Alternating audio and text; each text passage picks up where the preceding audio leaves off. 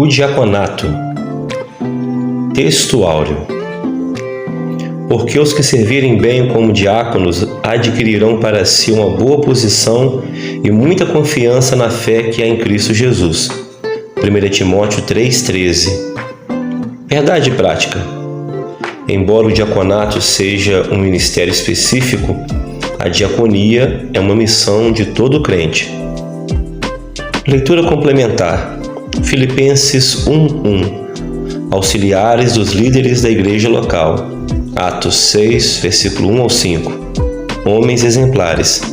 Atos 6:6. Separados com imposição de mãos. 1 Timóteo 3:12. Bons líderes no lar.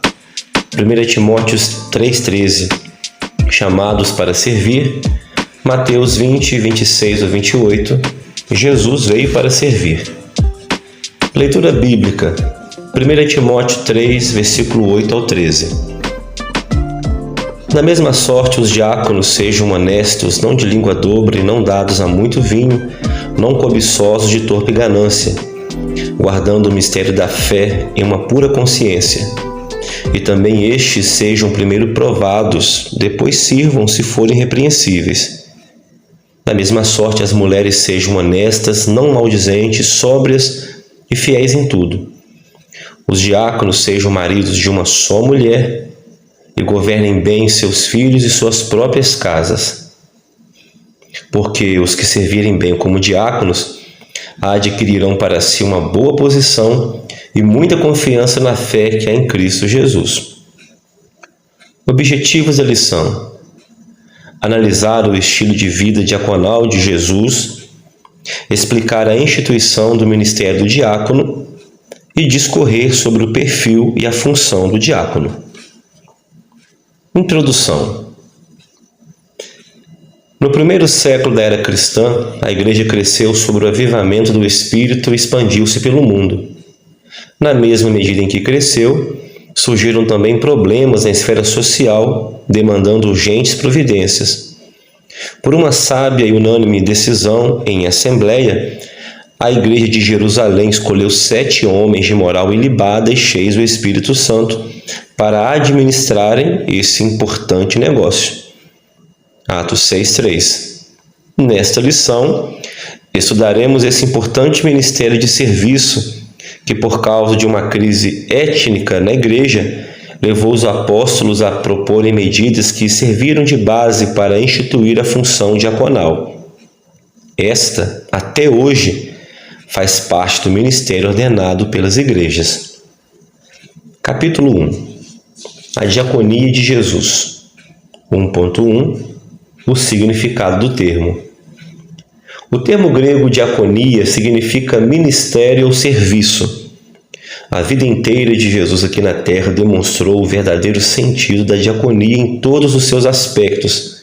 Na realidade, o seu ministério terreno evidenciou o quanto ele foi o apóstolo da nossa confissão, Hebreus 3:1, profeta, Lucas 24:19, evangelista, Lucas 4:18-19, pastor, João 10:11, mas principalmente diácono por excelência, Mateus 20:28.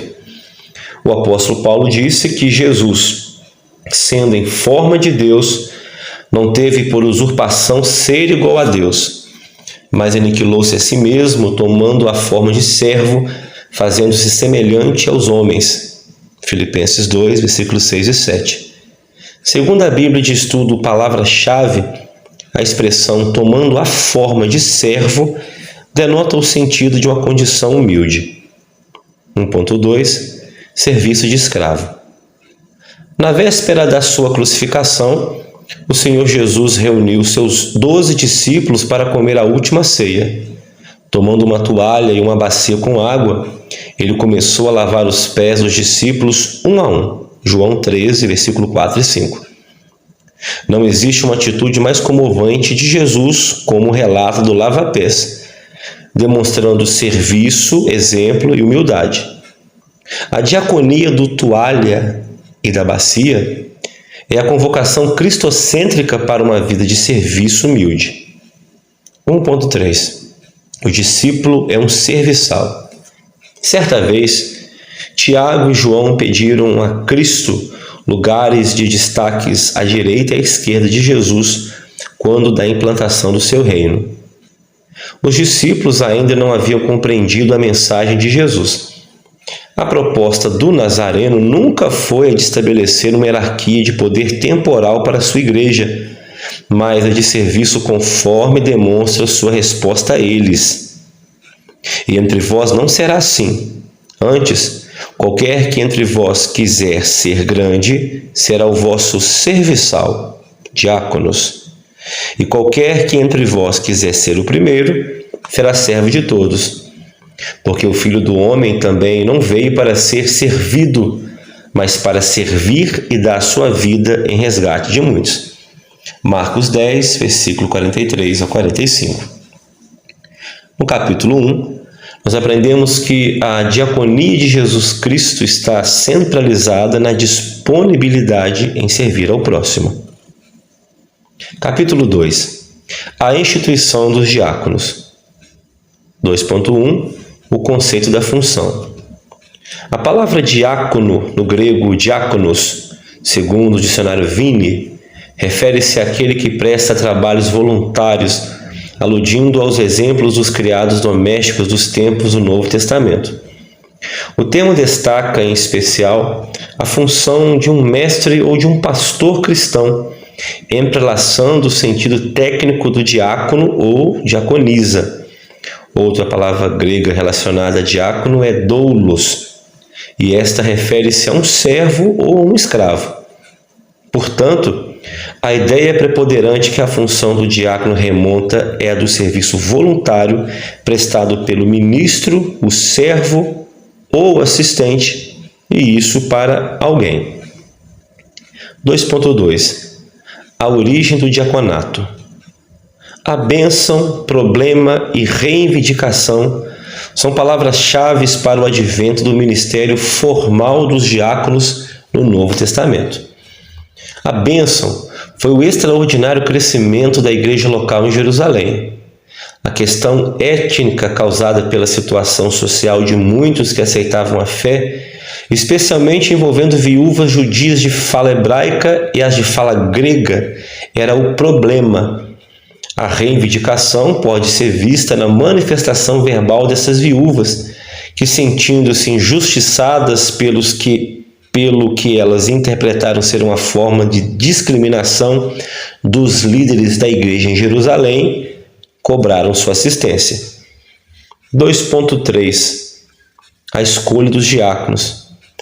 Para resolver o impasse, orando e impondo-lhes as mãos, os apóstolos separaram 7 irmãos de boa reputação, cheios do Espírito Santo de sabedoria, para administrar uma questão étnica e social. Foi uma decisão de caráter pacificador e de muito bom senso para a igreja não se perder em permanentes desentendimentos. O objetivo era estimulá-la a resolver a questão reconhecendo o caminho equivocado antes aderido pelos líderes até aquele momento. Assim, eles puderam executar as mudanças necessárias e resolver uma questão que poderia trazer sérios problemas para a igreja em Jerusalém.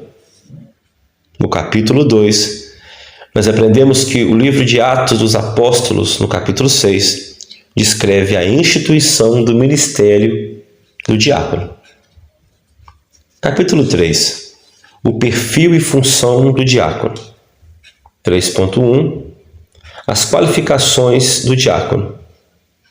As qualificações dos diáconos descritas no livro de Atos e na primeira carta a Timóteo revelam que em nada elas diferem da atribuição ética exigida aos bispos, 1 Timóteo e Tito. Primeiro, caráter moral, 1 Timóteo 3,8. Os diáconos devem ser pessoas honradas, dignas, corretas e íntegras. Não pode haver língua dobre neles, isto é, sua palavra deve ser sim, sim e não, não. A ganância por dinheiro tem de passar longe de sua vida, pois sua função é exatamente a de executar trabalhos administrativos da igreja local, como auxiliar nas tarefas do culto e acompanhar as viúvas e os pobres da Igreja do Senhor. Segundo, caráter espiritual. 1 Timóteo 3, 9 e 10. Ter a plena convicção do que é crer no Evangelho. O diácono guarda a revelação de Deus que está em Cristo Jesus, o nosso Senhor. Por isso, a liderança local e a igreja local devem avaliar o candidato ao diaconato levando em conta o seu caráter moral e espiritual. Terceiro, o caráter familiar. O candidato deve ser marido de uma mulher, fiel à sua esposa e bom pai. A exemplo dos bispos, os diáconos devem ser zelosos com o seu lar, amar as suas esposas com amor sacrificial. Devem respeitar os seus filhos para obterem deles o mesmo respeito. O serviço do diácono à sua família revelará como ele servirá a igreja local. 3.2 A função dos diáconos em Atos. Quando foram instituídos diáconos, 7 homens de fala grega foram separados para assistir socialmente as viúvas, tanto as de fala hebraica como as de fala grega. Os diáconos não podem permitir que houvesse injustiças de caráter social na igreja do primeiro século. A função do diaconato era fundamentalmente de caráter social. 3.3 As funções dos diáconos hoje. Atualmente, a função primordial do diácono é auxiliar a igreja local através das orientações do seu pastor em atividades ligadas a visitar os enfermos, os necessitados, os desviados, bem como cuidar das tarefas espirituais ligadas ao culto, como distribuir os elementos da Santa Ceia, recolher as ofertas para a manutenção da igreja local, dízimos e ofertas, e também auxiliar na ordem e na segurança da liturgia do culto, bem como de outras tarefas já mencionadas. No capítulo 3, nós aprendemos que, para o perfil e a função do diácono, deve-se levar em conta o caráter moral, o caráter espiritual e o caráter familiar do candidato. Conclusão. O diaconato foi instituído pelos apóstolos de Cristo quando a comunidade cristã cresceu e precisou ter pessoas que pudessem resolver questões relacionadas a problemas sociais que demandavam atenção e cuidado. Hoje, os diáconos servem à igreja e a Deus em trabalhos diferentes, e a liderança das igrejas locais deve valorizar o seu trabalho e reconhecê-los como excelentes servidores do reino de Deus, pois, no sentido lato, todos nós somos diáconos da Igreja de Deus. Amém.